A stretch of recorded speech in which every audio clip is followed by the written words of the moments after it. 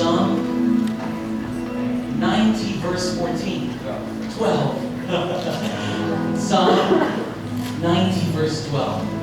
And let us read this together, whatever version you have, all together in one voice. Psalm 90 verse 12. I am so sorry. Let's all stand in reverence for the word of God.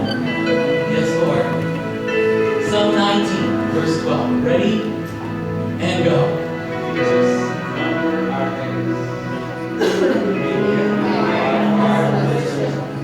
Let's read this together now, the one that's up here. All together in one voice. Go. Teach us to number our days, that we may gain a heart of wisdom. Psalm 90:12. Father, we thank you, Lord, for Jesus Christ crucified. We are here, able to sing, able to listen, able to worship. Worship the triune God because of His finished work on the cross. Thank you for the blood that is covering us. Thank you, Lord, for the righteousness that's clothing us. Thank you, Lord, for your Son, Jesus Christ, His finished work, His sacrifice. We give you all glory and honor and praise. Prepare our hearts and our minds now as we hear your message from your servant. In Jesus Christ we pray. Amen. Now we pray.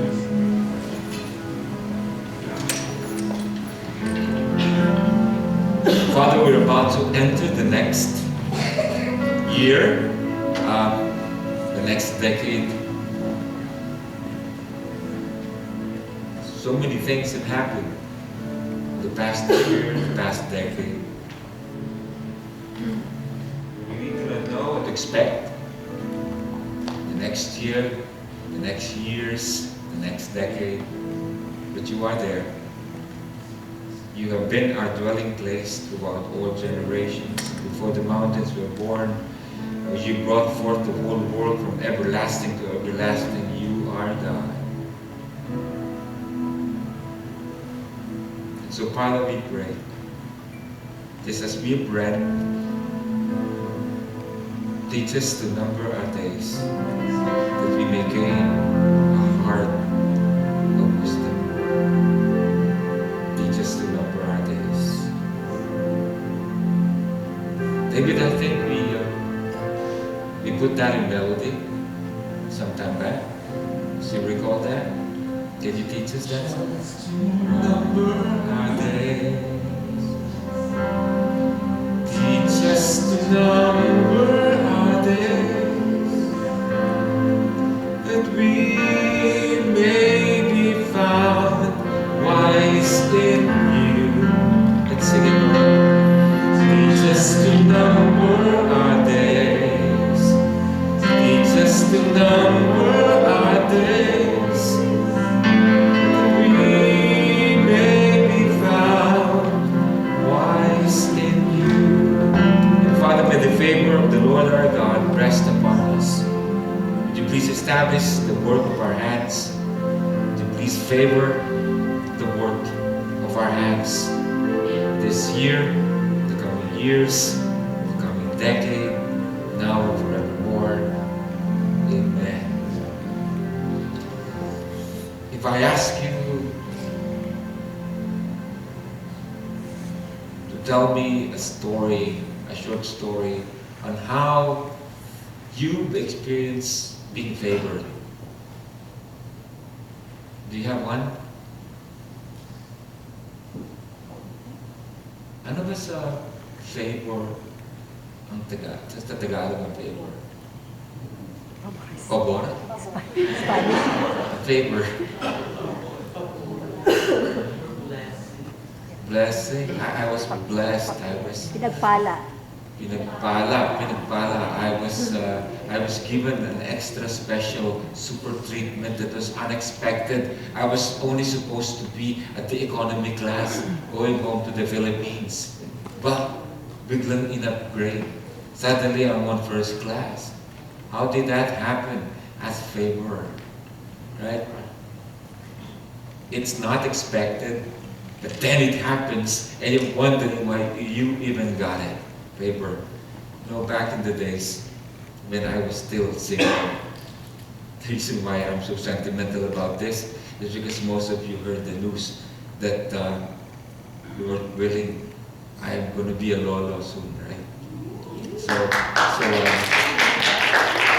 trying to hang on as much as possible to my youth, because when you turn into a lolo, things start different. I'm beginning to experience that because my voice is really turning into horse. Like the sound of a lolo. Yeah, I don't know what's happening. What's happening? I'm beginning to sound like a lolo. But back when I was single, before I met my wife, there was a blockbuster movie, and I fell in love with the movie just because it was iconic. It featured Tom Cruise, and he had this leather jacket, and he looked so sure of himself, huh? And then he was a fighter pilot, but he did things differently. He was called Maverick because he was doing stuff that he was not supposed to do. You're not supposed to fly that plane that way, but he does. It is very gripping for young guns, back in the days. And so, but I fell in love with the entire film and what it represented and the music that went with it. So,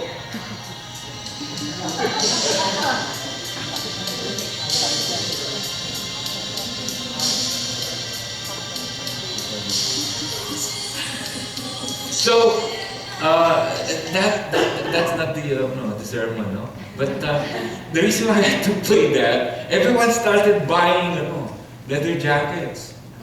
Huh? And I was trying. I got a fake leather jacket. Everyone was wearing fake jackets, and everyone was starting to walk like Tom Cruise. Everyone wanted to be Top Gun. As I said, and especially when that music played. So, guess what? A couple of years ago, I was called by a radio station disc jockey and told me frantically, "You need to help me, Pastor. I have two tickets, and I'm supposed to go because these are my tickets, and I have another ticket, but for some strange reasons I have an emergency. I couldn't. They're very good seats. Do you care about 80s music?" He said. Yeah, I do. That's kind of like my era. It's a big 80s concert. All of the big shots of the 80s music scene are going to be there. Berlin, who sang "Take My Breath Away." What? I said Berlin's going to be there? And who else? China Crisis. I don't even know this. Was that guy who sang "When in Rome"? "When in Rome" is a band. They were there, and who else? Spandau Ballet. And I go, what? Get out of here! I'm gonna take the tickets. I'm gonna ask my wife. And Manal was not even available because he has this meeting, so I was languishing. But the concert is going to be tonight. The ticket was given today, and this guy wanted me to invite my wife. Of course, she was not available, so I was frantic. I was looking for a date. I tried David Delaget, but he was not answering. So I thought, among my friends is an 80s fanatic. So I finally got one friend. It was Len Macalinao. Some of you know Len. He is super 80s, right? Even the way he dresses, he got stuck in the 80s. And then even the way he dances, he is, you know how people in the 80s dance? Very easy, right? They just put their hands in their pocket and they dance like that. That's how they dance. So it's a very simple dance move. Anyway, Len Macalinao is like that. The way he moves is so 80s, still wears the 80s flavor. But you know what, I called Len, you know what, I got 2 tickets for this concert. I don't even know they're here, but I have this guy who calls me and tells me that he has 2 good tickets. Pwede ka ba? And then he said, what? China Crisis and Spandau Ballet going to be there? He said, I'm going. He said, let's go, Pastor, I'll pick you up. Natataranta pa siya. To cut the long story short, he said, we have to go early, Pastor, because I don't want to be late. And can we wear 80s like Maong and Lacoste? He said, sige, no. So we wore Levi's and Lacoste, which was the 80s thing. Nakaterno pa kami. Nakaterno. And then we went to the, what was that big theater in Arlington? That Nokia or what? Big. And so we went there, and it's truly a big concert. And then, of course, there were hors d'oeuvres. It's a fancy thing. It was prepared by this radio station. And it's time for the concert, so they called us in. I gave my ticket, and the persons who were looking at the ticket were, oh, sir, started addressing the two of us then as sirs. I said, please proceed, sir, and you will be guided accordingly by the ushers. We were guided accordingly by the ushers. You know how huge the Nokia Theater was? You go all the way down. Some of you were there. Some of you watched that concert, right? So you go down again. But then I gave my ticket, and the ushers kept on, oh, sir, they kept on pointing us back to go down. And we went down, and we were so near the stage. And I finally showed it to the final usher, and the final usher, oh, sir, this is your seat. You know where the seat was? It was the designated seat for the producers. There were only 2 seats in front, right here. And this was the stage. And this was the band. And I looked at Glenn. Oh my goodness. What's this thing that this friend didn't reveal to me, that these tickets were like one of a kind. I've never been in a concert where the band people would spit saliva and I get hit. But that's exactly what happened. Berlin saw me, and that was the seat of the producer. So Berlin went straight to us and began singing like she probably thought that we were the producers.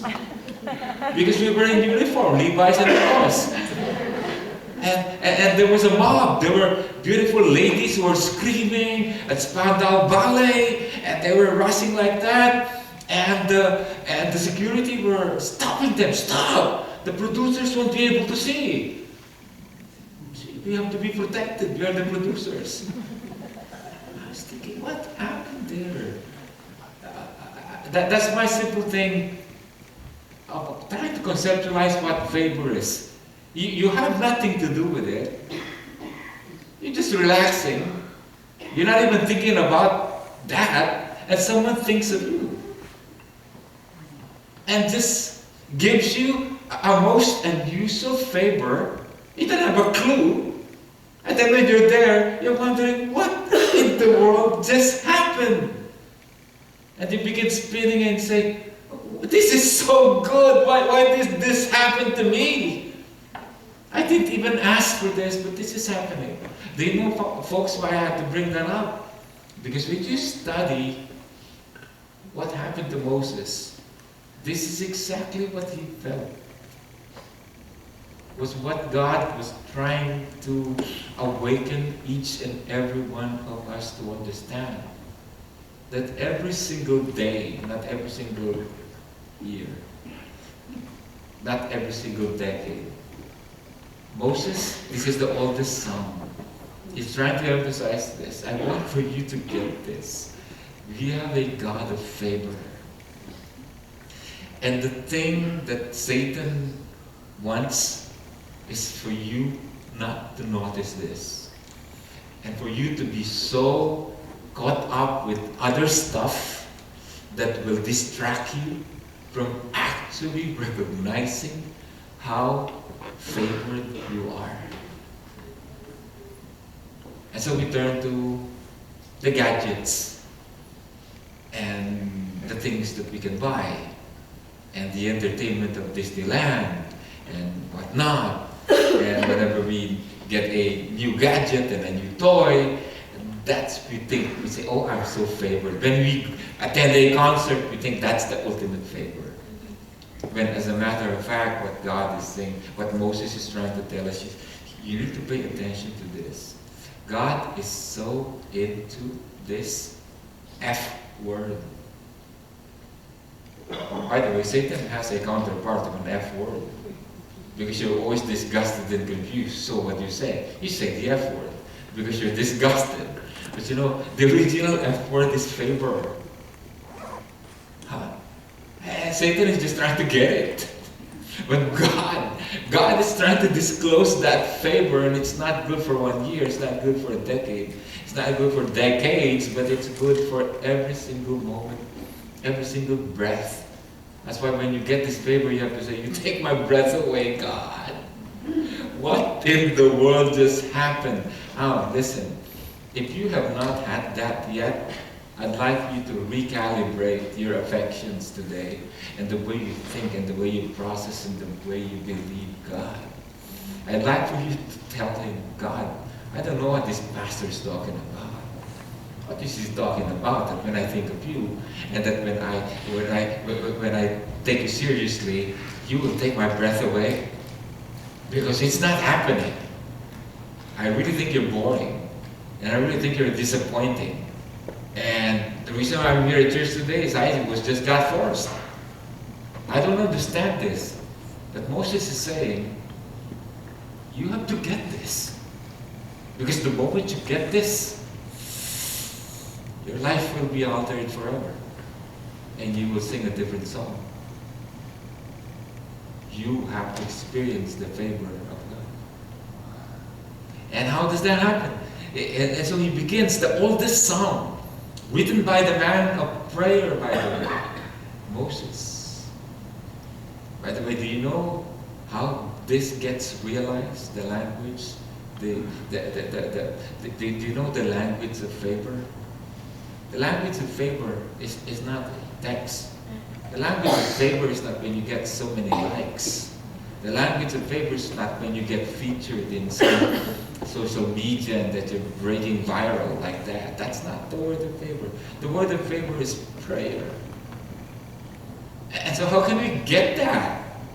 We are a people who are so challenged when it comes to praying because we think praying is reserved for before meals, or when you are sick, that's when you pray. But then Moses is trying to tell us, if you want favor in your life, you have to understand that you have to learn the language of prayer. By the way, it's the kind of a prayer that is challenging because it's supposed to be unceasing. You know, I have a little niece. Her name is Luna, and she just learned how to talk. The problem is in California, where my mother lives, there's multiple languages spoken because Luna's father is Mexican and Jaya is Phil-American, and my mother, the Lola who takes care of Luna, is Kapampangan. And so there are many dialects, languages spoken in that house in California. So you know what Luna does these days? She just started walking, but she is like a gremlin. She's like speaking in tongues, like trying to get into some language, and because she's so confused, she doesn't have a real cognitive language. And it turns out that my relatives tell me sometimes she sounds more like Lola, Kapampangan version. But then you talk to her in Spanish, she will understand because the dad talks to her in Spanish. It's confusing. You know why that's confusing? It's like us. Because God speaks to us primarily when we pray. That's why it says, the small, still voice. It's not a loudspeaker, but the world is so loud. So how can you listen to that small, still voice if our bass and our treble and our rhythm and the chatter that we hear is so strong? That's the reason why people, I understand why you don't prioritize prayer meeting, because we are not trained in this world to keep quiet. And prayer has a lot to do with being still, because that's the only way that you'll be able to listen to what God is trying to tell you. If God is God, why do I have a mouth? If I have a mouth and you understand me, I hope you understand me. Do you understand me? I'm just a human being and I make mistakes. Do you understand me? You know what I'm trying to tell you now? Now let's think about God. God, the infinite God, who is so wise, who created the universe. There is no mistake with God. You think God's not going to be able to communicate to you? Right now? You think God is not able to talk to your brain? You think? If God is God? Sometimes you think God is, he can't talk. I'll shut him down because the only time he can talk is when I open the Bible. That's it. That's not God. Because if God is God, He can talk to you. But then He discloses how He talks. He says He talks the most and the best with a small, still voice.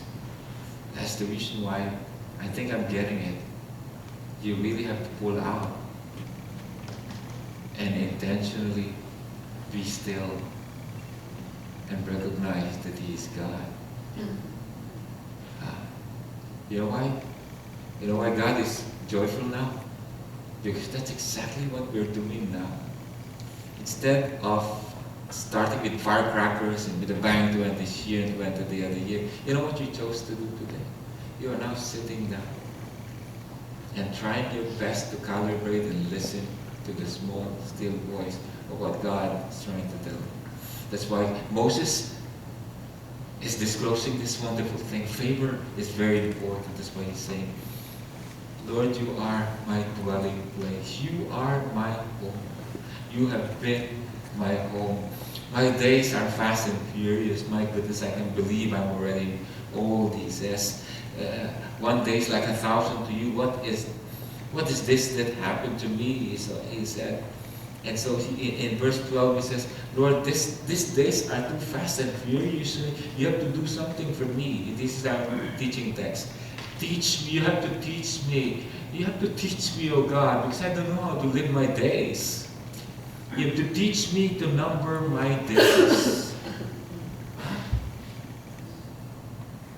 Teach me to number my days that I may gain a heart of wisdom. I'd like for us to camp on that verse alone. And let's be still, okay? Let's try to listen individually and personally. If God's talking to us, and He promised to talk to us, small, still voice, and this is the only thing that He will say to you before He kicks off the next decade. Try to personalize this. Teach me, oh God, I have been living for the past years. It's rather confusing. I don't know what to think anymore. I'm about to make a decision, but Lord, I'm confused. Where do I go? Lord, there are many challenges right now. They're beyond me. I don't know what to do. I'm in a boring stage. Or, Lord, I am in a down slope. Everything is going wrong. And why? And Lord, everything is going right, and I'm scared that things are going to fall apart because it's always like this. When things are up, things are going to fall apart. So Lord, I'm so scared. So you have to teach me. You have to teach me how to navigate this. Because I'm so scared. Is that you? That's the reason why we need a teacher. You know what Christianity is, people? Christianity is high on teaching. When you become a follower of Jesus, you cannot escape this. You immediately turn into a student. But then, you turn into a student because God desires for you to pass on what has been taught. We call that discipleship, don't we? And that's why it's so, the most cruel existence in life is when you are alone and you are not in school, in the school of Jesus. Can you imagine you are living alone with no one teaching you stuff? You know, I was with my son-in-law, Marcus, and he is mid-20s, and I'm almost 60, right? Can you imagine that son of mine, that son-in-law? And he stayed with me for 9 days, but I had the most wonderful time because I don't have a son. And it was like a miracle. Can you imagine the favor that came to me? I have a son. He's Italian. Huh? And I didn't have to put him to college. That's the best part. I don't have any loans. He just dropped out of heaven. He calls me son. But then the good thing is, for the past 9 days, he was picking my brain. And he goes, Pops, how does this thing go? This parenting. I know it's tricky, but can you please walk me through? Like the birthing, the delivery, what do you do? In the delivery room, when Bianca, what? Can you please tell me your story?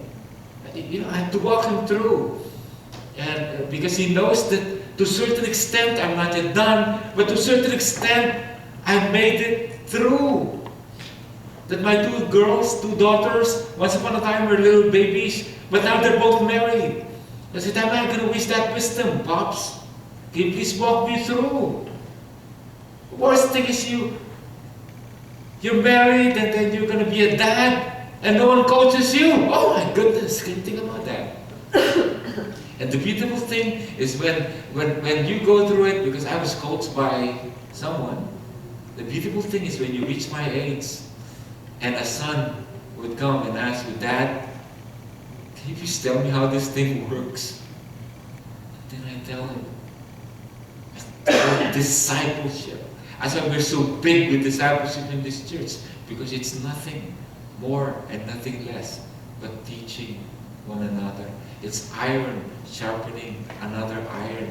And Moses is trying to tell us this. If there's anything that you need to emphasize is this. You should always be a student at any given time. So ask yourselves the question, are you being mentored by someone today? Because if you are trying to be an island all by yourself, trying to figure out stuff all by yourself, you are going to detonate and you're going to implode and you will not be able to make it. I'm not even saying that because that's my opinion. That's what God is saying. You have to be taught. You have to be a student of God. And the way He works is He would assign a person of choice to you. And you know who that person is? You already know that person. Because God has surrounded you with men and women around you.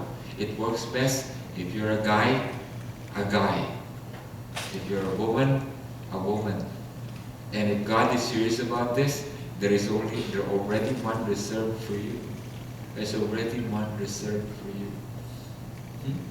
I say it works this way. Pray if you're not being mentored today. Pray, God, I want to kick off 2020 with a clear vision. 2020.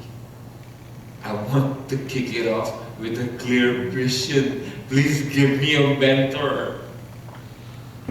I don't want to do this alone anymore. There's too many trial and errors. Teach me through a real person, and let that person represent you well. Be brave. If you don't have one, come on. Pray and ask the Lord, give me one, Lord. I don't want to languish anymore. Teach me. What's the subject matter? Teach me to number my days. So are you going to look for a math teacher? Number days? No, the Hebrew setting is this. To number days is basically to look at every single day. Look at every single day with much expectation that that single day is about to unpack a favor. Like, take my breath away, moment, concert. Are you kidding me, Pastor? Are you serious? Every single day has a favor? I don't believe you. Well, I think that's what the text is saying. Because teach me to number my days means unpack the days to deliver a favor. That means even if there's a tragedy, think of the worst tragedy that has happened in your life so far. You probably missed the favor. You know why? Because no one mentored you to look at the pearl. You know how the most beautiful pearl comes up inside the oyster, whatever it is. Yeah, there's a being inside and it's constantly irritated by sand. And the being cries. And the more irritation, the more tears. And then it forms the pearl, the beautiful pearl. So we are told, we know this, that the pearl is nothing more, nothing less, nothing else but the tears of the being inside the shell. Have you been crying lately? But were those tears wasted because no one mentored you? And the enemy of your soul is trying to tell you, oh yeah, tingnan mo yung buhay mo. Nothing is happening. And you're still believing in God?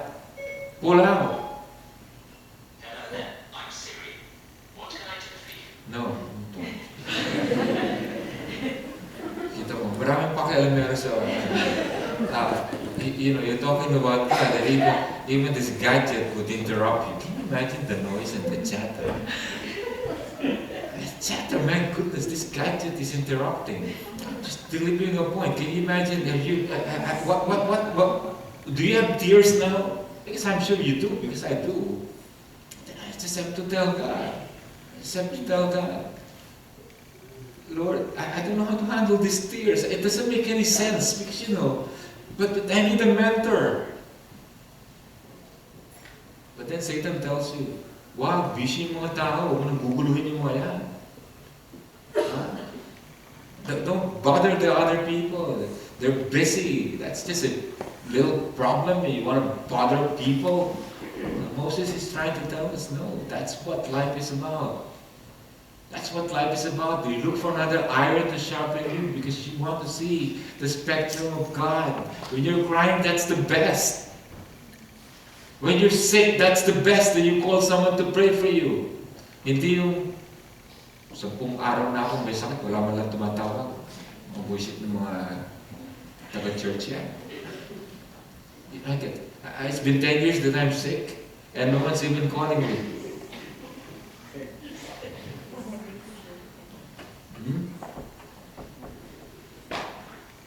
Because you're sulking in self-pity. Well, they're not Nostradamus.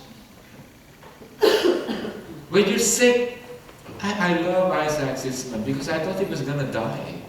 He called me. I said, Pastor Von, who's this? It's Isaac. I didn't understand what I thought it was Precious from the Lord of the Rings. He was just mumbling. And then I began to realize he had zero voice and he was having this unusual flu. I said, Pastor, you need to pray for me because I don't know what to do. I'm just so in pain. Oh my goodness, I said, oh, let's do this. I'll pray for you. That's when you need to ask someone. Don't mind to see I have a very embarrassing voice and whatnot. It teaches me to number my days, unpack. Like tomorrow is crucial, January 1. You know, we are adopting students from UT, right? So I am adopting an Indian student from near Madras. And he's a delightful young man, 21, but very sheltered. He comes from a very sheltered family. Huh? And he tells me, I'm just listening, I'm just fascinated. They are 2 boys and they're both intellectuals. They're both intellectuals. Huh? So their social skills are very minimally developed because they're just bright, super bright. I'm just impressed. When he talks about computers, he just lights up and goes off to Mars and begins talking about stuff like Elijah, like that. I'm not saying that Elijah is socially challenged. But then I have met with him 3 times. And by the way, if you have a study table and a chair that you're not using, yeah, he was asking, you think you can ask some of the people in church because they seem to be kind. If they have a study table and a chair that they can give, and then for free, he says, I'll be glad to just take it from them because I can use it. He's like that. He's kind of like open. And I said, okay, I'll look for him. So if you please talk to me after this, because I'm going to get that and deliver it to him. So, but then our last meeting, um, I took him to a little eating place, and then he was very silent. He said, "But are you missing your family in India?" No, Pastor. I have this. I'm very attracted to a classmate of mine. He said, "Very." Oh, I said, "Really?" Yes, so attracted. I can't concentrate sometimes, but I don't know how to make the first move.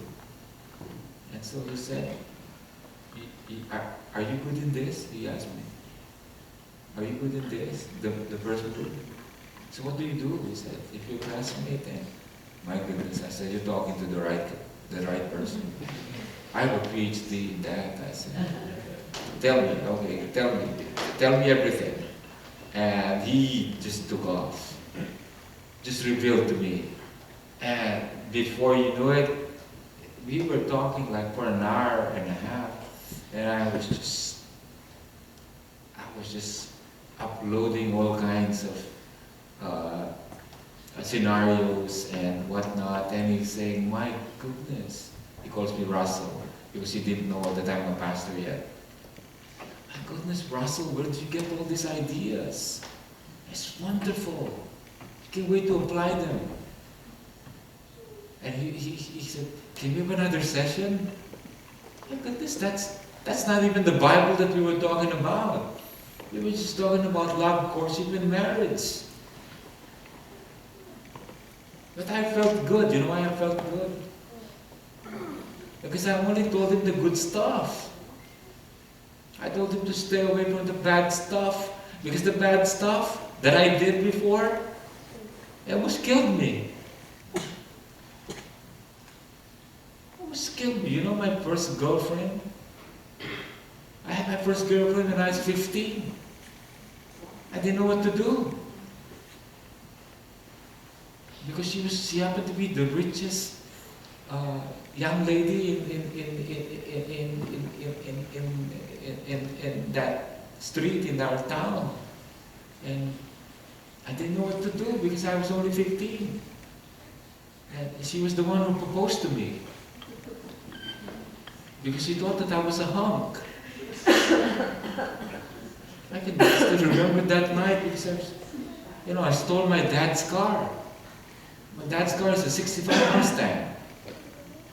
And so he was asleep, and I pushed the car outside the garage because I knew there was a party that was happening. I was telling this story to him. That things can be very complicated when you're pursuing a lady. And you're not prepared, I said. When you pursue a lady, you better be prepared, I said. Because when I had my first girlfriend, my goodness, I just went into it without thinking. So I pushed that Mustang. And I was looking at myself. I was 15. I was so thin. If you would put a blower on me, I would probably fly. I was so thin. So you know what I did? I remembered my friend gave me a Tom Cruise jacket. Take my breath away jacket. And it's a woolen jacket in Pampanga. Wool. It had a navy flap. It had a navy flap at the back. But the thing is square. When you put that thing, I wore Levi's and Converse, but then I was so thin.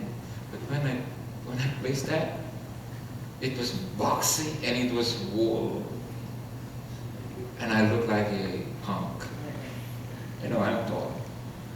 And imagine I was driving a Mustang, and so I drove that thing, but I was like having fever because it was so hot. So,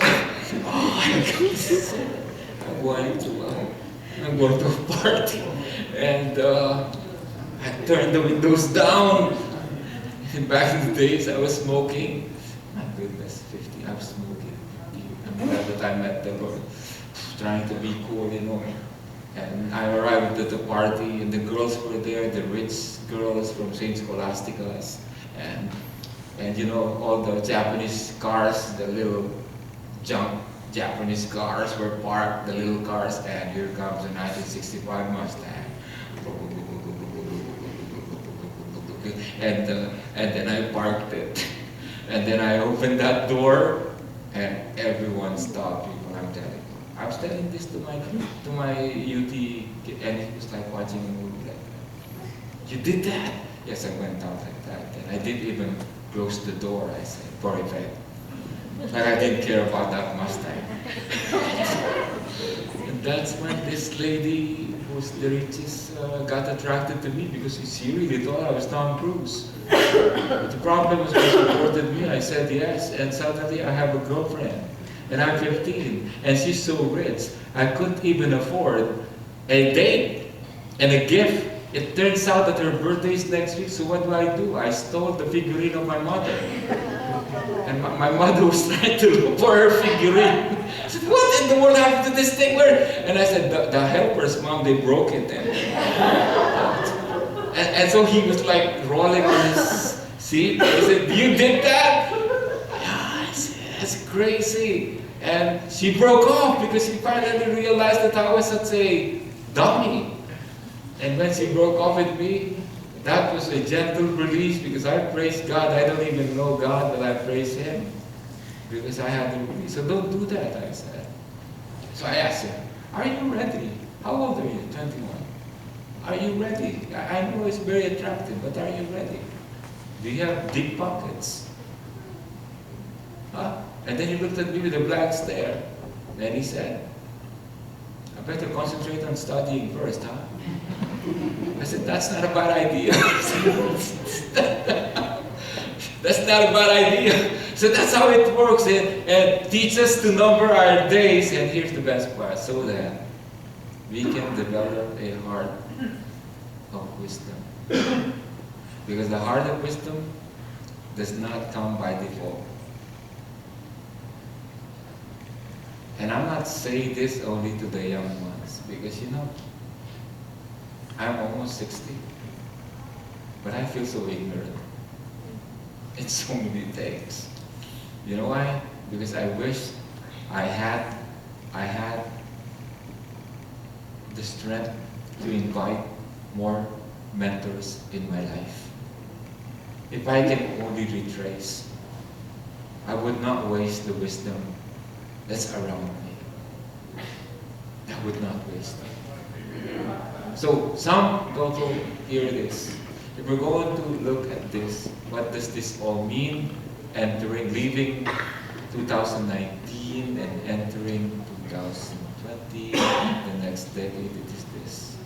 If God is God, and if Moses is on point, and in every single moment and every single day is earmarked with a favor.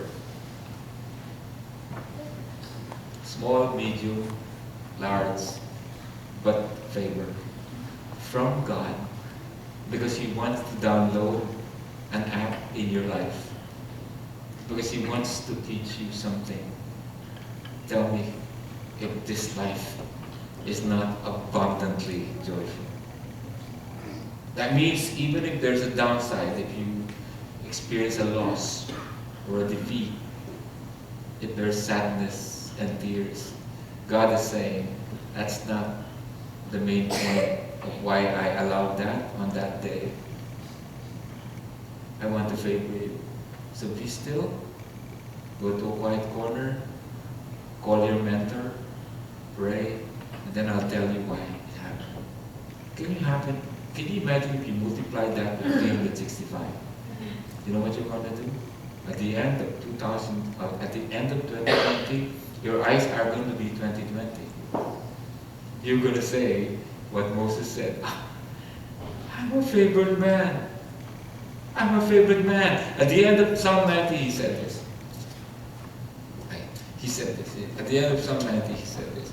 May the favor of the Lord our God rest on us. May He establish the work of my hands. May He establish the work of my hands. So my prayer for all of us today is this, oh God, may your favor rest upon every person who has listened to this tonight. And I pray, would you please establish the work of their hands? Yes. And then he repeats it. Establish the work of their hands. You know what's established? You know how it is when you buy Levi's and it's this established in 1856. Or something new. Abercrombie and Fitch. Established 1989. So the later the establishment, you know, the better the product, right? Because it's vintage, classic, it's tested, like Levi's, for example. But you know, God is trying to tell you, I want to establish you. And just so you know, if you want to talk about established and the date of established and when I got established, you're probably better off allowing me to establish you because I know exactly what I'm doing. Because my name is Ancient of Days. Oh my goodness. Tell God, I can't wait. I can't wait for what you are going to unpack every single day of my life. Are you going to pray for that right now? I want for you to spend a season of small, still silence and tell Him, Lord, I beg you. I've been tired of a life where I don't feel anything your favor. I want to have this. I want to have what Moses had. I beg you, favor me, oh God. Not for 1 year, okay? I want you to favor me every single day. If you don't have a mentor, tell God, favor me with a mentor. Because I want to be taught. I don't want to do this solo. No. I want to be taught. Because I want to teach others too. Because I want you to establish my life. Season of silence for a minute, and then David, let's close it with that song. Teach us to number our day. Season of silence, please. One minute, have a talk with Jesus. And tell Him, Lord, I want your favor, please.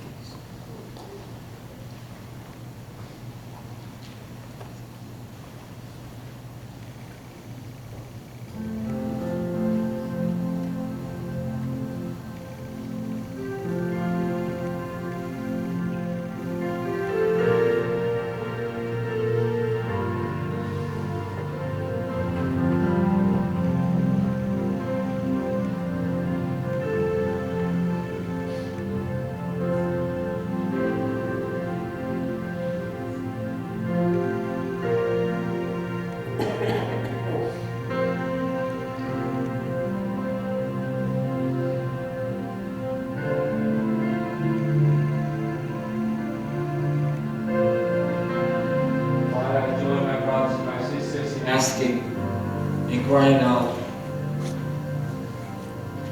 We are tired of lives that are not favored. We are tired of doing this alone. And now we know why. Life is meant not to be lived alone, but it's meant to be lived with you. And the way you do it is you assign people around us, people of wisdom, and they're around us.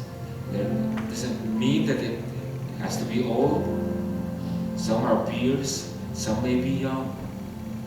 But nonetheless, you embrace people around us to mentor us, to disciple us. And God, we can't wait for 2020. Teach us to number our days, unpack the favor, establish our days, all for your glory, all for your glory, Jesus. Let it happen. Pour forth your blessings on your people. Let it happen. Let it happen, oh God. Surprise your people on how good your favor is. Unpack it every day. Unpack it. Show them who you are. Let the enemy do not hinder.